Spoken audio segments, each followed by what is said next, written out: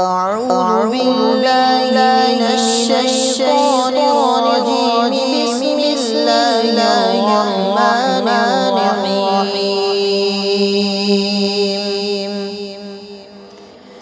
فلما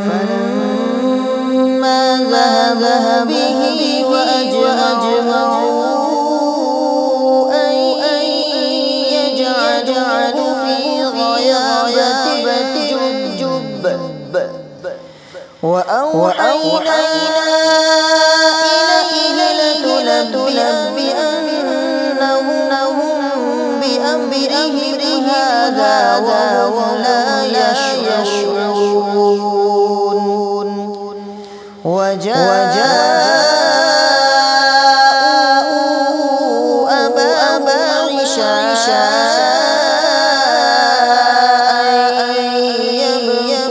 يبكون. قالوا يا أبانا إنا ذهبنا نستبق وتركنا يوسف عند متاعنا فأكله الذئب وما أنت بمؤمن لنا ولو كنا صادقين. وجاءوا على قميصه بدم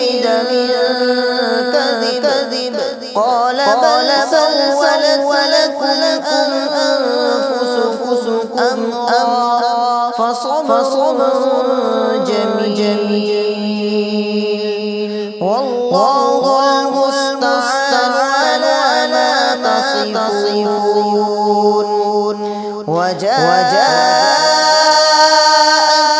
سيارة فأرسلوا واردهم فأدلى دلوه قال يا بشرى هذا غلام وأسروه بضاعة والله عليم بما يعملون.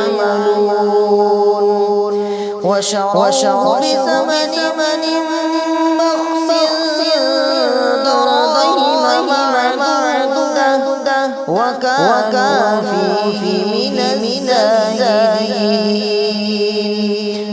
صدق الله العظيم.